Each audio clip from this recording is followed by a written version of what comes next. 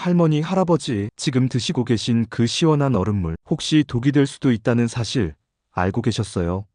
네, 맞습니다. 이 폭염에 마시는 찬물, 찬 음료가 우리 몸속 혈관을 딱딱하게 만들고 심지어 암까지 부를 수 있다는 충격적인 사실, 지금부터 제가 쉽고 자세하게 알려드릴게요. 와, 요즘 날씨 정말 살인적이죠? 아침에 눈을 뜨면 벌써 후끈하고 한낮에는 불볕더위가 쏟아져 내리니 가만히 있어도 땀이 주룩주룩 흐르고 기운이 쭉 빠집니다. 이런 날씨에는 뭘 해도 시원한 얼음물이나 차가운 음료수 한 잔이 그렇게 간절할 수가 없습니다. 저희 할머니, 할아버지들도 혹시 아이고, 더워 죽겠네, 시원한 거 없나? 하시면서 냉장고 문을 활짝 여시지는 않으셨을까? 아니면 에어컨 온도를 너무 낮게 설정하고 계시지는 않을까? 걱정하는 마음으로 오늘 이 자리에 섰습니다. 물론 시원한 것을 찾는 마음은 충분히 이해가 갑니다. 저도 더울 때는 얼음 동동 띄운 시원한 물이 그렇게 맛있더라고요. 그런데 말입니다. 이렇게 더운 날일수록 우리 몸을 너무 차게 하거나 순간적인 시원함을 위해 찬물, 찬 음료를 벌컥벌컥 마시는 것이 오히려 우리 건강에 독이 될 수 있다는 사실 알고 계셨나요? 겉으로는 시원해도 속으로는 병을 키울 수도 있다는 이야기입니다. 오늘은 이 정말 중요한 이야기를 우리 할머니, 할아버지들께서 쉽고 편안하게 이해하실 수 있도록 자세하고 풍성하게 알려드리려고 합니다. 아니, 더운데 시원한 걸 마시지 뭘 마시라는 거야? 하고 의아해하실 수도 있습니다. 하지만 우리 몸은 우리가 생각하는 것보다 훨씬 더 섬세하고 예민해서 갑작스러운 온도 변화에 크게 놀라곤 합니다. 특히 나이가 들수록 우리 몸의 조절 능력은 젊을 때보다 조금씩 약해지기 때문에 젊을 때는 괜찮았던 행동도 이제는 더 신중하고 조심해야 할 때가 많습니다. 건강한 여름을 나기 위한 지혜, 지금부터 함께 살펴보시죠. 하나, 폭염 속 찬물, 찬 음료가 우리 몸에 미치는 영향. 먼저 폭염 속에서 찬물이나 찬 음료를 마시는 것이 왜 문제가 될 수 있는지, 우리 몸속에서는 어떤 일들이 벌어지는지부터 아주 자세히 말씀드릴게요. 첫째, 우리 몸의 위장에 엄청난 부담을 줍니다. 우리 몸의 위장은 소화를 위해 항상 따뜻한 온도를 유지하려고 애씁니다. 건강한 위장은 섭씨 37도 정도의 따뜻한 온도를 가장 좋아하고, 이 온도에서 소화효소들이 활발하게 움직여 음식물을 잘게 부수고 영양분을 흡수합니다. 그런데 갑자기 얼음처럼 차가운 물이나 음료가 벌컥벌컥 들어오면 위장은 마치 한겨울에 갑자기 찬물 세례를 맞은 것처럼 깜짝 놀라게 됩니다. 위장은 이 차가운 온도를 몸의 체온과 비슷하게 맞추기 위해 순간적으로 과도하게 수축하고 경련을 일으킬 수 있습니다. 생각해보세요. 위도 일종의 근육주머니인데 갑자기 차가운 자극이 오면 움찔하고 굳어버리는 것이죠. 이렇게 위장이 놀라서 제대로 움직이지 못하면 음식물이 소화되는 속도가 확 느려집니다. 소화효소들의 활동도 둔해지고요. 그 결과 소화불량은 기본이고 배가 차가워지면서 배탈이나 설사를 유발할 수 있습니다. 어떤 분들은 찬물을 마시자마자 명치 끝이 싸늘하거나 복통을 느끼기도 하고 속이 더부룩해서 트림을 연신하거나 심하면 구토까지 하는 경우도 있습니다. 특히 평소에 위가 약하시거나 위염, 역류성 식도염, 과민성 대장 증후군 같은 위장 질환을 앓고 계신 할머니, 할아버지들은 더욱 조심하셔야 해요. 시원하게 마시려다 오히려 한참을 고통스러워할 수도 있습니다. 장기적으로는 위장 기능이 약해져 만성적인 소화불량으로 이어질 수도 있고, 심지어는 위장 점막에 염증이 생기는 악순환이 반복될 수도 있습니다. 따뜻하게 데운 아랫목에 배를 대고 있으면 편안한 것처럼 우리 위장도 따뜻한 온도를 가장 좋아한다는 것을 기억해 주세요. 둘째, 혈관 건강에 좋지 않은 영향을 줄 수 있습니다. 이 부분은 최근 의학계에서도 중요하게 다루고 있는 내용이며 많은 전문가들이 주의를 당부하는 부분입니다. 제가 최근에 어떤 의과대학 교수님께서 발표하신 내용을 접했습니다. 교수님께서 말씀하시길, 갑자기 찬물이나 찬 음료를 마시면 우리 몸의 혈관들이 순간적으로 움찔하고 강하게 수축할 수 있다고 합니다. 마치 한겨울 추운 날씨에 밖에 나가면 몸이 움츠러들고 혈관이 쪼그라드는 것과 비슷한 원리라고 생각하시면 됩니다. 특히 나이가 들수록 우리 몸의 혈관들은 젊을 때처럼 탄력이 좋지 않고 혈관벽이 두꺼워지거나 좁아지는 동맥경화와 같은 노화 현상이 진행될 수 있습니다. 이런 상태에서 갑자기 차가운 기운이 들어와 혈관이 급격하게 수축하면 혈관 내부의 압력, 즉 혈압이 순간적으로 솟구쳐 오를 수 있습니다. 건강하고 젊은 사람이야 잠깐 그러고 말겠지만 평소에 고혈압을 앓고 계시거나 협심증, 부정맥, 심근경색, 뇌졸중 같은 심뇌혈관 질환의 병력이 있으신 할머니, 할아버지들에게는 이 갑작스러운 혈압 변화가 굉장히 위험할 수 있습니다. 자칫하면 심장에 무리가 가거나 혈관이 약한 부위에서 문제가 발생할 가능성을 높일 수 있기 때문입니다. 교수님께서는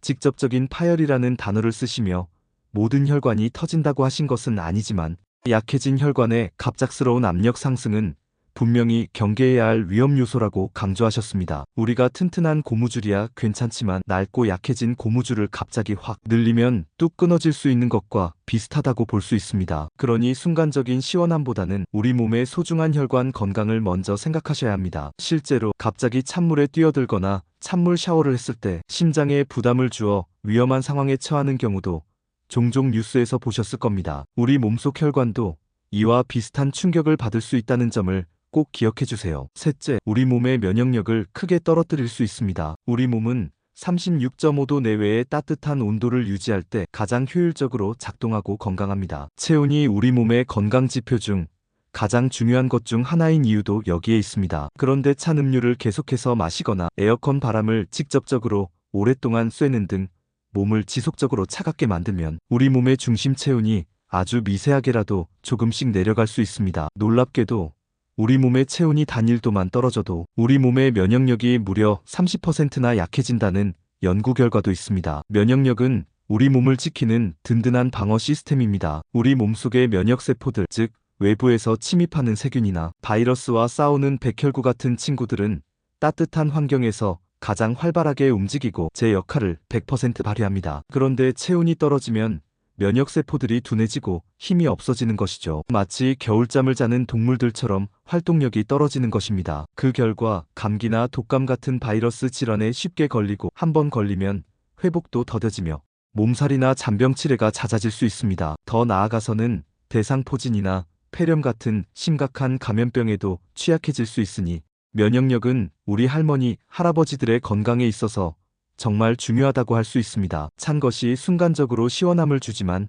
장기적으로는 우리 몸의 방어막을 허물어뜨릴 수 있다는 점을 꼭 기억해 주세요. 둘, 몸을 차게 하는 것이 암과 관련이 있다고요? 이어서 몸을 차게 하면 암에 걸리기 쉽다는 이야기에 대해 좀 더 깊이 들어가 볼까요? 이 역시 최근 의학계와 대중의 관심이 집중되는 중요한 부분입니다. 앞서 말씀드렸듯이 우리 몸의 면역력은 체온과 아주 밀접한 관계를 가지고 있습니다. 여러 연구와 전문가들의 의견을 종합해보면 우리 몸의 온도가 낮아지면 면역세포들의 활동이 전반적으로 둔해지는 경향이 있습니다. 우리 몸의 건강한 세포들이 제 기능을 다하고 외부 침입에 맞서 싸우려면 최적의 온도가 필요한데 체온이 낮아지면 이런 시스템이 제대로 작동하기 어렵다는 뜻입니다. 그런데 암세포는 어떤 환경을 가장 좋아하고 어떤 환경에서 더 잘 자랄까요? 놀랍게도 암세포는 건강한 세포와 달리 따뜻한 온도보다는 약간 낮은 온도, 즉 정상 체온보다 0.5도에서 1도 정도 낮은 환경에서 더 활발하게 증식하고 자라난다고 알려져 있습니다. 일부 연구에서는 암세포가 특히 섭씨 35도 내외의 온도에서 생존력이 강하고 증식 속도가 빠르다고 보고하기도 합니다. 암세포는 저산소 환경이나 산성 환경에서도 잘 자라는데 체온이 낮아지면 혈액순환이 둔화되어 이런 환경이 조성될 가능성도 높아집니다. 이러한 암세포의 특성을 역이용하여 실제 암 치료 방법 중에는 온열 치료 H와 EPERTHERMIA라는 것이 있습니다. 이 치료법은 암세포가 열에 약하다는 점을 이용하여 몸의 특정 부위나 전체 온도를 높여서 암세포를 죽이거나 성장을 억제하는 방식입니다. 암세포가 고온에서 약하다는 사실은 반대로 낮은 온도가 암세포에게는 유리한 환경이 될 수 있다는 점을 시사합니다. 물론 단순히 몸이 좀 차갑다고 해서 바로 암에 걸린다는 뜻은 아닙니다. 하지만 장기적이고 지속적으로 우리 몸의 체온이 낮게 유지되면 우리 몸의 면역 시스템이 약해져서 암세포가 처음 생겨나거나 이미 생긴 암세포가 자라고 퍼져나가는 것을 막아내는 힘이 줄어들 수 있다는 의미로 이해하시면 됩니다. 우리 몸의 방어 체계가 약해지면 나쁜 세포들이 더 활개 칠 수 있는 여건이 마련된다고 볼 수 있는 것이죠. 그래서 많은 전문가들은 평소에 우리 몸의 적정 체온인 36.5도 정도를 유지하는 것이 암을 예방하고 건강을 지키는 데 매우 중요하다고 강조합니다. 특히 우리 할머니, 할아버지들은 나이가 들면서 기초대사량이 줄어들고 근육량도 감소하면서 몸에서 열을 만들어내는 능력이 젊을 때보다 약해집니다. 그래서 예전보다 몸이 쉽게 차가워지거나 냉증을 느끼시는 분들이 많습니다. 손발이 시리거나 아랫배가 차가운 증상이 대표적이죠. 여름철이라고 방심하고 에어컨 바람을 너무 직접적으로 쐬거나 밤새도록 선풍기를 틀어놓고 주무시는 것은 절대 피해야 합니다. 이런 행동들은 우리 몸의 체온을 떨어뜨려 면역력을 약화시키고 암을 비롯한 여러 질병에 취약하게 만들 수 있습니다. 우리 몸을 늘 따뜻하고 편안하게 해주는 것이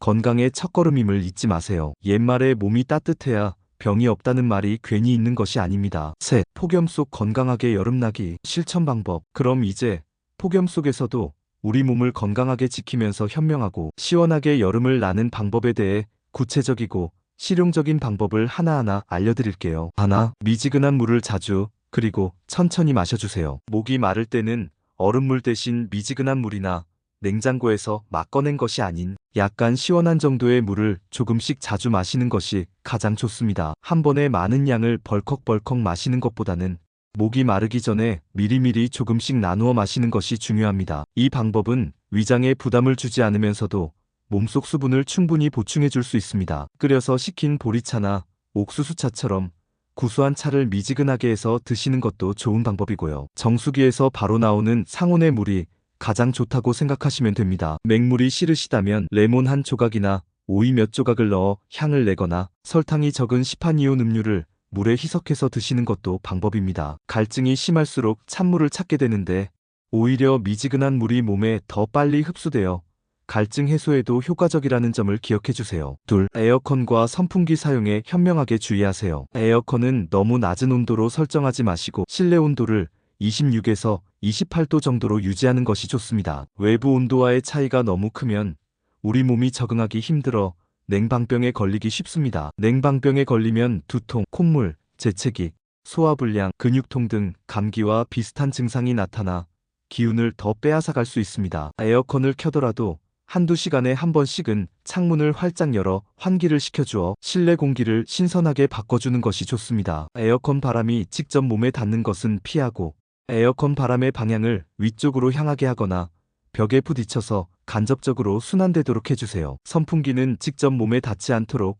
간접적으로 바람을 쐬고 특히 잠을 잘 때는 타이머를 설정해서 밤새도록 틀어놓지 않도록 해주세요. 선풍기 바람이 직접 몸에 닿으면 체온이 너무 떨어져 감기에 걸리거나 근육이 뻣뻣해지고 심하면 호흡기 질환까지 유발할 수 있습니다. 실내에서는 얇은 긴팔옷이나 겉옷을 준비해서 체온이 너무 떨어지지 않도록 유지하는 것도 좋은 습관입니다. 특히 잠들기 전에는 배나 목을 따뜻하게 덮고 주무시는 것을 권합니다. 여름용 이불이라도 배는 꼭 덮고 주무세요. 셋. 몸을 따뜻하게 하는 음식을 드세요. 여름이라고 찬 음식만 찾기보다는 우리 몸을 따뜻하게 해주는 성질의 음식을 골고루 섭취하는 것이 중요합니다. 예를 들어 생강차, 대추차, 인삼차, 계피차 같은 전통차는 몸을 따뜻하게 해주고 혈액순환을 도와 기운을 북돋아주는데 아주 효과적입니다. 매운맛이 나는 마늘, 고추, 생강 같은 향신료도 혈액순환을 돕지만 위장이 약하시거나 위염이 있으신 분들은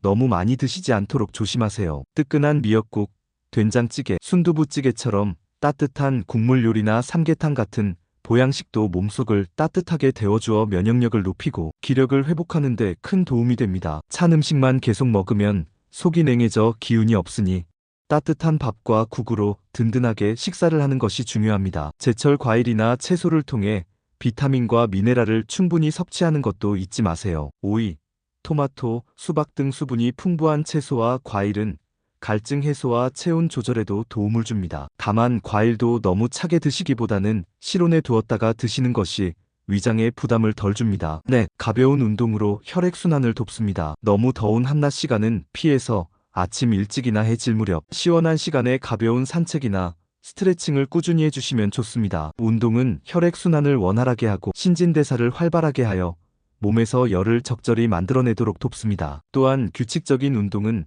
면역력을 높여주고 체온 조절 능력을 향상시키는 데도 큰 도움이 됩니다. 너무 무리하지 않는 선에서 걷기, 맨손 체조, 팔다리 스트레칭처럼 가볍게 몸을 움직여주세요. 집안에서 할 수 있는 간단한 스트레칭이나 요가 동작도 좋습니다. 운동은 몸속을 따뜻하게 하고 노폐물을 배출하는 데 도움이 됩니다. 운동 후에는 시원한 물 대신 미지근한 물로 샤워하고 몸을 완전히 말려 체온이 떨어지지 않도록 주의해야 합니다. 5. 따뜻한 물로 샤워하거나 족욕을 해보세요. 더운 날씨에 시원한 물로 샤워하고 싶은 유혹이 크겠지만 너무 차가운 물로 갑자기 샤워하면 몸이 놀랄 수 있습니다. 오히려 미지근하거나 약간 따뜻한 물로 샤워하는 것이 좋습니다. 몸의 긴장을 풀어주고 혈액순환을 돕는 효과가 있습니다. 샤워 후에는 몸의 물기를 잘 닦고 체온이 급격히 떨어지지 않도록 주의하세요. 잠자리에 들기 전에 따뜻한 물에 발을 담그는 족욕도 강력 추천합니다. 족욕은 발의 혈액순환을 원활하게 하고 몸 전체의 긴장을 풀어주어 숙면을 취하는데 큰 도움이 됩니다. 따뜻한 물에 발을 담그고 있으면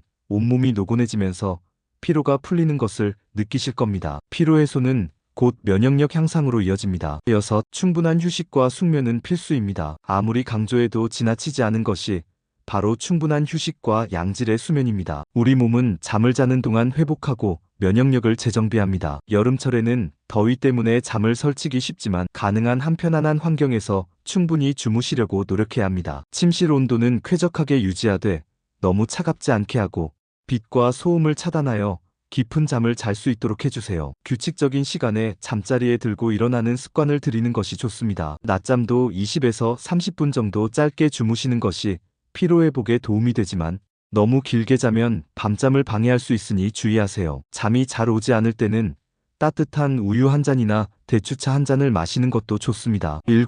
정기적인 건강검진을 꾸준히 받으세요. 마지막으로 무엇보다 중요한 것은 자신의 건강 상태를 정확히 아는 것입니다. 특히 혈압이나 혈당 수치, 심혈관 건강 상태 등을 정기적인 건강검진을 통해 확인하시고 주치의와 상담하여 자신에게 맞는 건강관리 방법을 찾아야 합니다. 오늘 말씀드린 주의사항들이 모든 분께 똑같이 적용되는 것은 아니기 때문에 개인의 건강 상태에 따라 전문가의 조언을 듣는 것이 가장 현명한 방법입니다. 몸에 이상 신호가 느껴진다면 주저하지 말고 병원을 방문하여 상담을 받으셔야 합니다. 병을 키우는 것보다 초기에 대처하는 것이 훨씬 중요합니다. 네, 할머니, 할아버지, 오늘 제가 말씀드린 내용들 잘 이해가 되셨을까요? 우리 몸은 정말 소중하고 신비롭습니다. 잠시의 시원함을 위해 우리 몸에 무리를 주는 것보다는 조금은 번거롭고 불편하게 느껴지더라도 우리 몸을 아끼고 사랑하는 마음으로 건강한 습관을 꾸준히 지켜나가는 것이 중요합니다. 특히 폭염이 기승을 부리는 요즘 같은 때에는